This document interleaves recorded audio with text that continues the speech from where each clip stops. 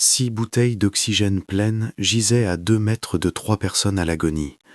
Mais Andy Harris, debout juste au-dessus d'elle, persuada les autres que les bouteilles étaient vides. Son cerveau refusa simplement de voir ce qui aurait pu les sauver. Quelques heures plus tard, tous 3 cessèrent de donner tout signe de vie. Ce n'est pas une histoire inventée. C'est l'Everest, mai 1996, et ce n'est que l'un des centaines de cas documentés où l'esprit humain à une altitude extrême se transforme d'allié en bourreau. Imaginez, vous gravissez une pente où chaque bouffée d'air exige un effort de volonté conscient. Vous êtes absolument certain qu'un partenaire marche derrière vous. Vous entendez le crissement de ses crampons sur la neige croûtée, vous sentez sa présence avec chaque cellule de votre corps. Vous sortez votre dernière barre de chocolat, la coupez en 2, vous vous retournez pour la partager, et votre main reste suspendue au-dessus d'un précipice de plusieurs kilomètres. Il n'y a personne derrière vous. Ce phénomène est appelé l'effet du troisième homme. Rien de mystique, seulement le premier signal d'alarme indiquant que le cerveau commence à perdre du terrain dans son combat contre la réalité. Première évidence. 1933. Le Britannique Frank Smythe se lance seul à l'assaut de l'Everest et atteint la barre des 8500 mètres. Dans un état de manque d'oxygène extrême, il sort de sa poche un gâteau à la menthe Kendall, le divise soigneusement en 2 et tend la moitié à son compagnon. La prise de conscience qu'il est absolument seul au milieu d'une pente de glace gigantesque le frappe comme une décharge électrique. Smythe tient à peine sur ses jambes. Il fut l'un des premiers à consigner un tel état dans son journal. De plus, il décrivait non seulement un compagnon imaginaire, mais aussi d'étranges objets pulsants dans le ciel, quelque chose comme des ballons flottants. Ces notes sont devenues un exemple classique de la manière dont un cerveau privé d'oxygène tente de compenser une solitude et un stress insupportables, générant des mirages salvateurs mais extrêmement dangereux. Dans l'espace que l'on appelle habituellement la zone critique, l'organisme ne perd pas seulement ses forces, il commence à s'auto-détruire méthodiquement. Il est impossible de s'y rétablir. La digestion s'arrête pratiquement, les calories ne sont plus assimilées. Mais le coup principal est porté au système nerveux central. Ce que Smythe et des centaines d'autres alpinistes percevaient comme un soutien spirituel ou une présence mystique, les médecins l'appellent hypoxie d'altitude et stade initial d'œdème cérébral. Le déficit d'oxygène déclenche une cascade de réactions chimiques qui détruisent les circuits neuronaux responsables de la pensée critique, de la logique et d'une perception adéquate du monde environnant. Ce n'est pas une fatigue ordinaire, c'est le moment où l'instinct de conservation se désactive, laissant place à une euphorie dangereuse ou à une indifférence totale envers tout ce qui se passe. On croit souvent que les alpinistes périssent à cause des avalanches, des vents d'ouragan et des erreurs techniques, mais les statistiques masquent la cause réelle de nombreuses tragédies. Un nombre immense de personnes ne reviennent pas, non pas parce qu'elles sont physiquement incapables d'avancer, leur propre esprit leur inculque un faux sentiment de sécurité. Elles commencent à entendre des voix d'enfants, à voir des cabanes confortables au milieu d'un désert de glace, ou alors elles décident soudain qu'elles ont insupportablement chaud par moins 40 degrés. La suite est une analyse d'histoire réelle, confirmée par des documents et des témoins, de personnes ayant été confrontées à la psychose d'altitude. Observons comment la conscience se transforme à l'altitude de croisière d'un avion de ligne, et à quelle décision fatale cela conduit. Dans la communauté des alpinistes, il existe une vérité tacite. On peut contrôler ses mains et ses jambes, on peut revérifier l'assurage et la réserve d'oxygène, mais il est impossible d'être sûr de ce qui se passe dans sa propre tête. L'adversaire le plus sournois ne brandit pas de faux, il s'adresse à vous avec votre propre voix intérieure, vous persuadant tendrement de vous allonger pour vous reposer sur la neige. Juste pour quelques minutes. Ceux qui écoutent ce murmure, en règle générale, n'ouvrent plus jamais les yeux. Au-dessus de 8000 mètres, l'ennemi principal n'est pas le vent de tempête, ni même le froid arctique, mais la pression atmosphérique elle-même. Ici, chaque inspiration n'apporte que le tiers du volume d'oxygène habituel, et l'organisme passe en mode d'urgence. Le cerveau est l'organe le plus gourmand, il consomme jusqu'au quart de tout l'oxygène entrant. Lorsque ce flux se tarit, les neurones commencent à s'éteindre en masse. Les alpinistes n'appellent pas cette zone critique pour la beauté du mot. Le corps humain ne s'y régénère pas, mais s'épuise lentement pour maintenir le fonctionnement du cœur et des poumons. De plus, la raison cède avant les muscles, Et ce processus obéit à une logique physiologique d'une précision effrayante. Le premier signal de la catastrophe imminente est souvent une sensation trompeuse de légèreté, comme après quelques verres d'alcool fort ou une dose de drogue. La pensée critique se désactive en premier. L'alpiniste expérimenté cesse soudain de vérifier ses nœuds, ignore l'approche du mauvais temps ou ressent une bouffée de joie inexplicable au milieu d'un enfer de glace. Ensuite, cet état évolue vers un œdème cérébral d'altitude. Les parois des vaisseaux perdent leur étanchéité, le liquide s'infiltre des capillaires directement dans le tissu cérébral. La pression intracrânienne augmente rapidement. Le cerveau est littéralement pressé contre les os du crâne. Une ataxie survient, un trouble de la coordination. La personne commence à bouger comme si elle essayait de rester debout sur le pont d'un navire en pleine tempête, incapable de marcher en ligne droite sur ne serait-ce que 2 mètres. L'une des manifestations les plus choquantes de la folie hypoxique est appelée par les médecins légistes le déshabillage paradoxal. Les sauveteurs retrouvent périodiquement sur les pentes ceux qui, peu avant de partir, ont retiré leurs dudounes, gants et bonnets, restant en sous-vêtements thermiques ou même complètement nus. La cause est un dysfonctionnement de l'hypothalamus, qui gère la thermorégulation. Au stade terminal de l'hypothermie, les vaisseaux, contractés pour conserver la chaleur, se dilatent soudainement. Le sang chaud provenant du centre du corps afflue vers les membres, et la personne à l'agonie ressent une chaleur insupportable, comme si elle était la proie des flammes. Tentant d'échapper à cette surchauffe imaginaire, elle arrache ses vêtements et accélère sa propre fin des dizaines de fois. Un exemple frappant et tragique de substitution de la réalité est l'expédition hivernale polonaise au Broad Peak en mars 2013. 4 alpinistes ont réalisé la première ascension hivernale de l'histoire de ce sommet. Mais lors de la descente, Tomasz Kowalski commença à décliner rapidement. Dans les communications radio avec le chef d'expédition Krzysztof Wieliczki, qui se trouvait au camp de base, on peut suivre distinctement la terrible chronologie de la décomposition de la conscience. Kowalski signalait qu'il s'affairait avec un crampon détaché. Selon ses sensations, cela prenait quelques minutes, alors qu'en réalité, des heures s'écoulaient. L'hypoxie avait faussé sa perception du temps et de l'espace à un tel point qu'il ne réalisait pas la menace de son inaction. Thomas affirmait voir son partenaire Maciej Berbeka, bien que celui-ci fût parti devant depuis longtemps et se fût évaporé dans l'obscurité.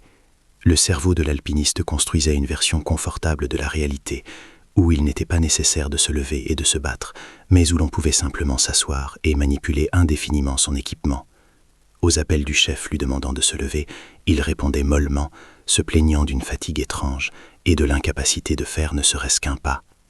Wieliczki le suppliait par radio, mais Kowalski se trouvait déjà dans cette dimension où les arguments logiques sont impuissants face au désir irrésistible de fermer les yeux. En fin de compte, les hallucinations deviennent si denses qu'elles bloquent complètement les signaux des organes des sens. À ce stade, les alpinistes peuvent voir des prairies verdoyantes, entendre de la musique ou discuter avec des personnes se trouvant à des milliers de kilomètres de la montagne. Ce n'est pas un rêve, mais un état de veille dans lequel le cauchemar devient la seule réalité accessible, et il est pratiquement impossible de s'en extraire seul. Le corps est encore capable de fonctionner mécaniquement, mais le pilote a déjà quitté la cabine, laissant une enveloppe vide à la merci des éléments. Et le plus terrifiant se produit lorsque ce délire s'empare non pas d'une personne isolée, mais de tout un groupe, transformant la folie en une sentence collective. La tragédie de l'Everest en mai 1996 est entrée dans l'histoire comme l'une des pertes les plus massives sur le plus haut sommet du monde. Mais l'horreur véritable ne se cache pas dans la tempête, mais dans les ondes radio. Le 10 mai, le guide néo-zélandais expérimenté Rob Hall et son client Doug Hansen se retrouvèrent bloqués au sommet sud, à 8750 mètres, au plus fort d'une tempête féroce. Cependant, le véritable drame s'était joué un peu plus tôt, lorsqu'un autre guide, Andy Harris, tenta de se frayer un chemin pour leur venir en aide. Harris atteignit le sommet avec succès, mais commença ensuite à montrer des signes évidents d'hypoxie croissante, qui furent fatals pour tout le groupe. Sa perception de la réalité fut si déformée qu'il devint la cause directe d'un retard catastrophique. En rejoignant Hall et Hansen, Harris tomba dans un délire hypoxique et entreprit de les convaincre que toutes les bouteilles d'oxygène entreposées au sommet sud étaient absolument vides. En réalité, il s'y trouvait au moins 6 bouteilles pleines. Elles auraient pu les sauver tous les 3. Mais le cerveau de Harris refusait catégoriquement de reconnaître l'évidence. Rob Hall, lui-même épuisé et souffrant de manque d'oxygène, crut son collègue, lieu de vérifier personnellement les manomètres, une procédure standard élémentaire. Cette erreur mentale collective, engendrée par l'hypoxie, les força à renoncer à une ressource vitale au moment où elle était le plus nécessaire. Au lieu de se brancher sur l'oxygène et de commencer la descente, ils perdaient un temps précieux dans des disputes futiles et le désespoir, tandis que la tempête gagnait en puissance. Andy Harris se volatilisa dans le blizzard cette nuit-là, tombant probablement dans un précipice, ayant totalement perdu le sens de l'orientation. Mais Rob Hall survécut jusqu'au lendemain. Ses communications radio avec le camp de base devinrent la chronique déchirante de l'extinction d'un esprit brillant sous l'effet du froid et du manque d'oxygène. Hall signalait que Dogghausen était parti, mais que lui-même était incapable de bouger. Ses mains et ses jambes étaient gelées. Malgré les appels désespérés de l'équipe pour qu'il tente de descendre ou utilise l'oxygène qu'il avait finalement trouvé, Rob restait d'une passivité effrayante. L'hypoxie avait étouffé sa volonté de se battre, remplaçant l'instinct de survie par un calme étrange et un détachement total du cauchemar en cours. Le point culminant de cette agonie mentale fut la dernière communication avec sa femme enceinte, Jan Arnold, qui se trouvait en Nouvelle-Zélande. Par un téléphone satellite relié à la radio du camp de base, Rob, s'éteignant à près de 9 km d'altitude, tentait de rassurer son épouse. Sa parole était lente et confuse. Il disait qu'il avait chaud et se sentait bien, alors qu'en réalité il gelait sur une arête exposée sous un vent d'ouragan. « Dors bien, ma chérie. S'il t'a bien, ne t'inquiète pas trop. » Ces mots furent les derniers, et un adieu non seulement à lui-même, mais aussi à l'illusion même de contrôle que les hommes ressentent en montagne. À ce moment-là, Rob Hall se trouvait physiquement sur l'Everest, mais sa conscience dérivait déjà ailleurs, dans une maison chaleureuse, auprès de la famille qu'il n'était plus destiné à revoir. Cette histoire est un rappel brutal que, en altitude, les qualités de leader et des années d'expérience peuvent être réduites en poussière par un banal manque de molécules d'oxygène. La décision de rester avec un client à l'agonie, que beaucoup héroïsent, fut prise par un cerveau qui n'était plus capable d'évaluer les conséquences et les chances réelles de salut. La logique de Hall a failli.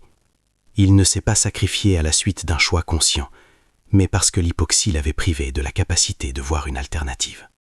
Il n'a pas simplement gelé, il est devenu l'otage de son propre esprit, qui l'avait convaincu que rester sur place était la seule décision correcte. Et pendant que le monde écoutait avec horreur ce dialogue d'adieu, la montagne percevait méthodiquement le prix de la présomption humaine. Pourtant, l'histoire connaît des cas où, même après le constat officiel du décès, alors que l'esprit semblait s'être éteint irrémédiablement, l'impossible se produit. Parfois, la montagne, après avoir joué avec sa victime, décide de la rendre. Mais le prix d'un tel retour est toujours exorbitant. En 2006, l'Everest fut le théâtre d'un événement que certains qualifièrent de miracle et les médecins d'anomalie médicale inexpliquée. L'alpiniste australien Lincoln Hall, après avoir atteint le sommet avec succès, sombra dans un coma profond lors de la descente, à 8700 mètres. Ses Sherpas tentèrent pendant plusieurs heures de le réanimer, mais Lincoln ne donnait aucun signe de vie. Ses pupilles ne réagissaient pas à la lumière, sa respiration était absente, son pouls imperceptible.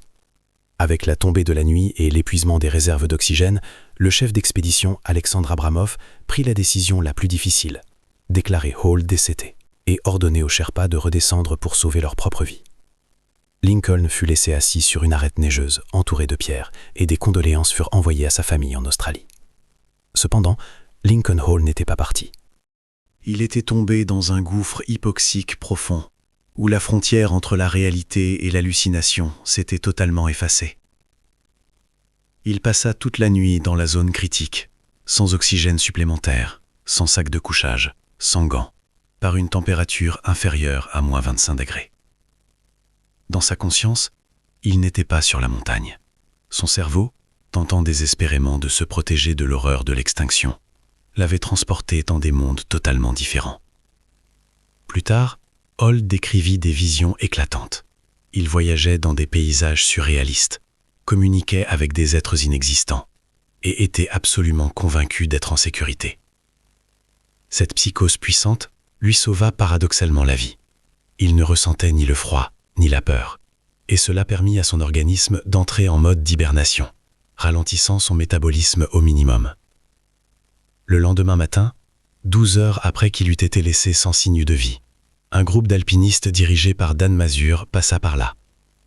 Ils s'attendaient à voir une silhouette figée par le froid, mais tombèrent à la place sur un homme assis au bord d'un précipice d'1 kilomètre, sa doudoune ouverte, sans bonnet ni moufle. Lincoln leva vers eux des yeux pleins d'un calme dément et prononça une phrase entrée dans l'histoire de l'alpinisme. « J'imagine que vous êtes surpris de me voir ici ?» À ce moment-là, il se trouvait dans un état de conscience profondément altéré. Il tentait de retirer ses derniers vêtements, persuadé d'être sur une plage ou dans un bateau chaud flottant dans le ciel. Les sauveteurs durent user de la force physique pour l'habiller et le forcer à boire du thé chaud. Lincoln résistait activement à son propre sauvetage. L'histoire de Lincoln Hall devient encore plus poignante si l'on fait un parallèle avec un autre alpiniste, David Sharp, qui s'éteignait sur la même pente pratiquement au même moment. Environ 40 personnes passèrent devant Sharp, mais personne ne s'arrêta pour l'aider, le prenant pour un mort ou un cas désespéré. Sharp, contrairement à Hall, s'éteignait en silence. Sa psychose muette ne lui permit ni d'appeler à l'aide, ni de commettre une action capable d'attirer l'attention. Il restait simplement assis, recroquevillé sur lui-même, et s'éteignait pendant que son cerveau, probablement, lui dessinait lui aussi des images de paix et de chaleur. Lincoln eut de la chance. Sa folie se révéla extravertie, le forçant à entrer en contact avec la réalité au moment décisif. L'opération de sauvetage pour évacuer Lincoln Hall fut l'une des plus complexes de l'histoire de l'Everest. Il fallut les efforts de 12 Sherpas pour traîner cet homme désorienté et résistant le long des parois rocheuses escarpées. Il survécut, perdant seulement des phalanges aux mains et aux pieds à cause des gelures, mais revint de la montagne transformé. Son cas a prouvé que le cerveau humain est capable d'incroyables subterfuges pour survivre, créant des mondes illusoires pour protéger la psyché d'une souffrance physique insupportable. Mais là où l'un parvient à émerger de ce brouillard, des centaines d'autres restent à jamais prisonniers de leurs hallucinations. Cependant, si sur l'Everest la psychose mène plus souvent à la passivité et au gel, sur une autre montagne dangereuse, le K2, elle pousse les gens à des actions actives, mais absolument irrationnelles. Là où les pentes sont plus raides et l'oxygène encore plus rare, les alpinistes commencent à voir des cordes salvatrices dans le vide et se précipitent pour secourir des fantômes, ignorant le danger réel.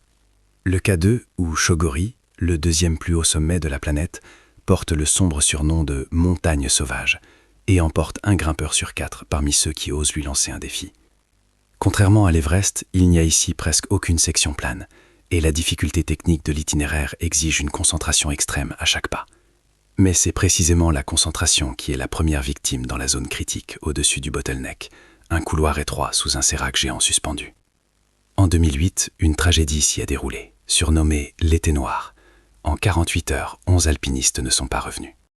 La cause de cette perte massive ne fut pas seulement une chute de glace, mais aussi un égarement collectif, où l'instinct de conservation fut totalement étouffé par une euphorie hypoxique.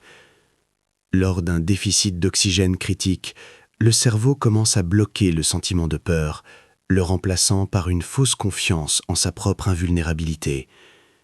Les alpinistes, piégés au-dessus de 8000 mètres après la rupture des cordes fixes, au lieu de chercher un abri ou d'attendre de l'aide, se mirent à accomplir des actions chaotiques et extrêmement risquées. Ils voyaient des cordes d'assurance là où il n'y en avait pas, et marchaient dans le vide, persuadés de poser le pied sur un appui solide.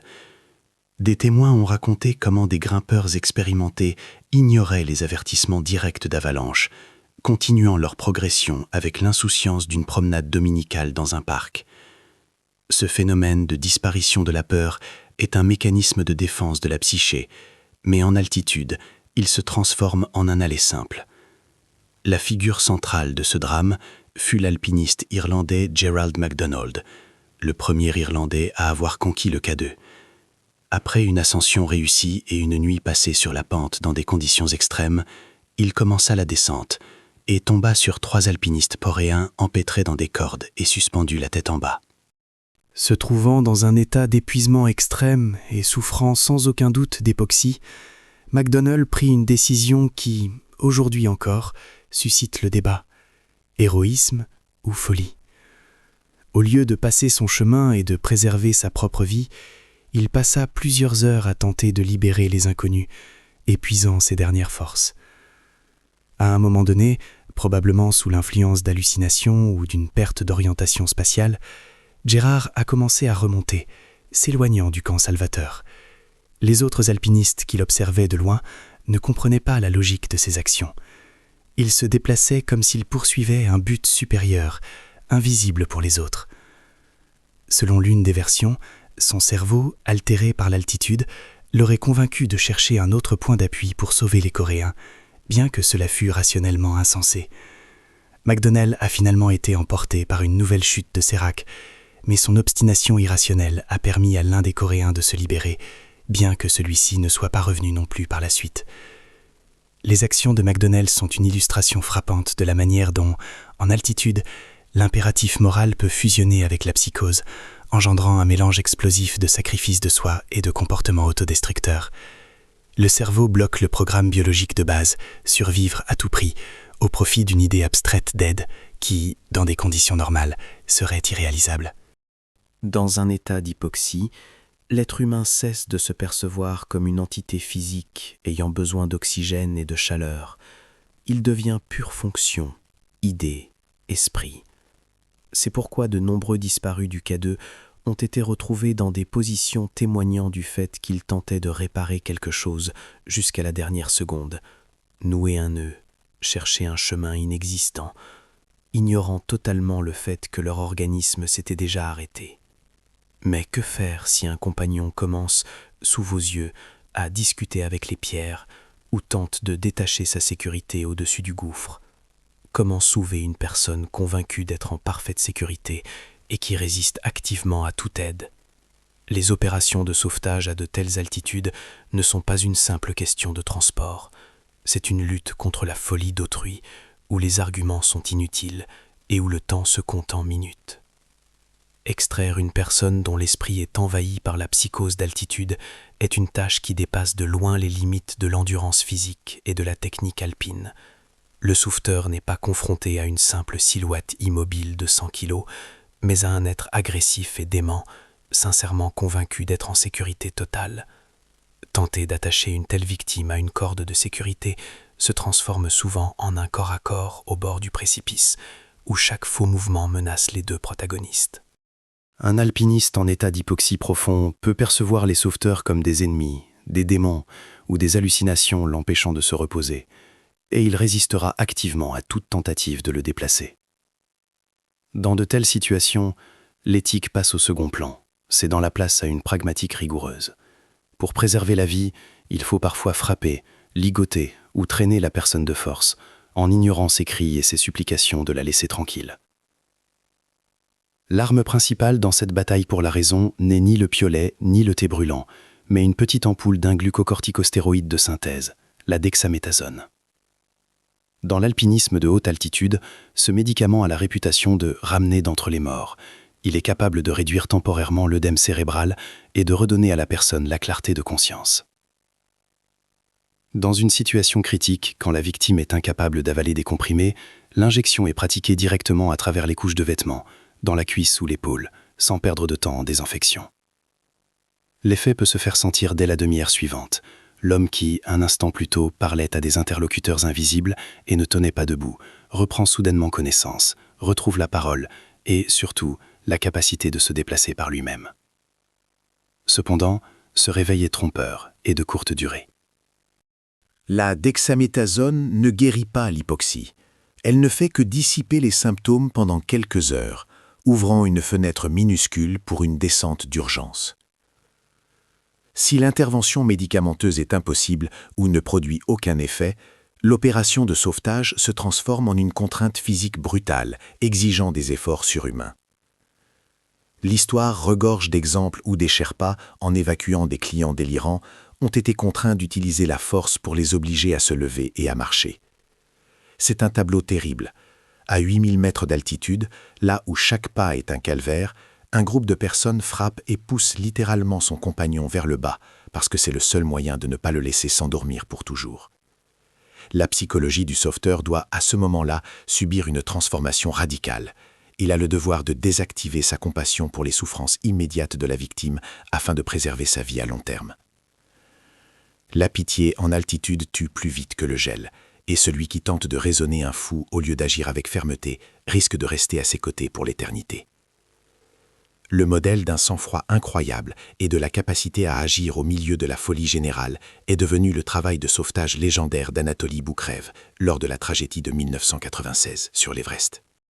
Tandis que d'autres guides et clients perdaient tout contact avec la réalité, gelant et hallucinant dans le blizzard au col sud, Boukriev a accompli l'impossible.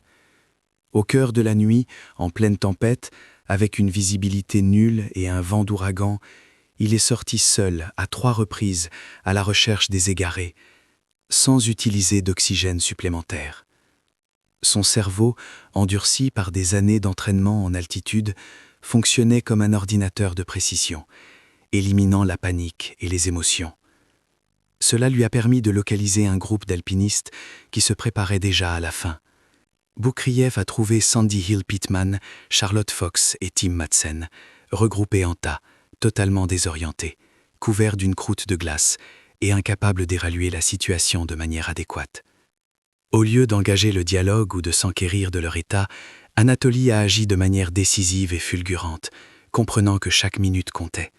Il a littéralement arraché les gens à leur prison de neige, a chargé sur son dos ceux qui ne pouvaient plus marcher et les a traînés jusqu'aux tentes, s'orientant uniquement grâce à son intuition et à la direction du vent. Ses actions étaient dénuées de sentimentalisme. C'était un travail mécanique pénible, consistant à déplacer une cargaison vivante d'une zone critique vers une zone de sécurité relative. C'est précisément la capacité de Boukriev à garder un esprit de glace et à ne pas succomber à la psychose collective qui lui a permis de sauver 3 vies humaines cette nuit-là. Cependant, même pour ceux qui ont pu redescendre, l'épreuve ne s'arrête pas au camp de base ou à l'hôpital. Les séquelles d'un manque d'oxygène prolongé et d'une psychose vécue aux portes de la mort peuvent hanter une personne pendant des années, modifiant à jamais sa personnalité et sa perception du monde. Les survivants rentrent chez eux, mais découvrent souvent qu'une partie de leur âme est restée là-haut pour toujours, dans le vent glacial, en compagnie des spectres qu'ils prenaient pour des êtres réels. La descente au camp de base est souvent perçue, à tort, comme la fin heureuse de l'histoire. Mais pour ceux qui ont survécu à une hypoxie profonde, les véritables épreuves ne commencent qu'au niveau de la mer. Les recherches médicales utilisant l'imagerie par résonance magnétique peignent un tableau inquiétant. Le cerveau de nombreux alpinistes de haute altitude, même ceux qui ne se plaignaient pas de symptômes évidents de mal des montagnes, présentent des dommages irréversibles. Sur les clichés, on voit nettement des zones d'atrophie corticale et des lésions microscopiques, identiques aux séquelles de petits accidents vasculaires cérébraux. L'individu rentre chez lui, semblant identique à ce qu'il était, mais ses proches commencent à remarquer des changements troublants, trous de mémoire, surdité émotionnelle, déclin des capacités cognitives ou brusque saute d'humeur. La partie de la personnalité responsable des émotions complexes et de la planification stratégique brûle littéralement dans l'air raréfié, laissant un vide que nul nouveau sommet ne peut combler. Un exemple frappant de cette transformation est le destin de l'Américain Beck Weathers, un autre participant de la tragédie de 1996. Il a été abandonné 2 fois dans la neige, d'abord par son groupe qui le jugeait condamné, puis par les éléments eux-mêmes qui l'ont plongé dans une hypothermie profonde. Pourtant, Beck s'est réveillé, a atteint le camp par ses propres moyens, avec le visage et les mains gravement gelés, a survécu et a subi des dizaines d'opérations, perdant ses 2 mains et son nez. Mais le changement principal s'est produit à l'intérieur. Avant l'ascension, il souffrait d'une dépression sévère qu'il tentait d'étouffer par des efforts extrêmes. Revenu de l'au-delà, il a découvert que son chien noir avait disparu. Le traumatisme physique et la proximité de la mort ont, de manière paradoxale, guéri son psychisme, le forçant à revoir ses priorités et à sauver son mariage qui battait de l'aile, bien que le prix de cette révélation ait été monstrueux. Lincoln Hall, après son retour miraculeux, a vécu encore 6 ans et a écrit un livre sur son expérience au-delà de la vie. Il disait souvent que cette nuit sur l'arête, où il voyageait dans des mondes hallucinatoires, avait changé à jamais sa perception de la réalité. Il avait cessé de craindre la fin, réalisant que l'esprit est capable de créer des mécanismes de protection d'une force incroyable, transformant l'agonie en un voyage euphorique. Cependant, de nombreux survivants admettent n'avoir jamais pu s'adapter totalement à la vie ordinaire. Le gris quotidien de la civilisation semble fade comparé à cette folie éclatante, bien que destructrice, qu'offre l'altitude. Cet état rappelle le trouble de stress post-traumatique des vétérans qui ne se sentent vivants que sur le champ de bataille. L'histoire de la psychose d'altitude nous enseigne ceci. La frontière entre l'héroïsme et la folie ne passe pas par une voie rocheuse, mais à l'intérieur de la boîte crânienne. Les voix que les alpinistes entendent en altitude ne sont ni des guides mystiques ni des anges gardiens, mais le cri de détresse d'un cerveau qui s'éteint. La romantisation de ces états est dangereuse. Quand la montagne commence à vous parler, cela signifie que vous avez déjà perdu la bataille tactique pour la survie et que votre sort dépend désormais du hasard aveugle ou de l'abnégation des sauveteurs. Le véritable triomphe de l'alpiniste n'est pas simplement de se tenir au sommet, mais de conserver une clarté d'esprit suffisante pour redescendre en étant la même personne que celle qui a commencé ce voyage, sans laisser une partie de sa raison dans la zone des glaces éternelles.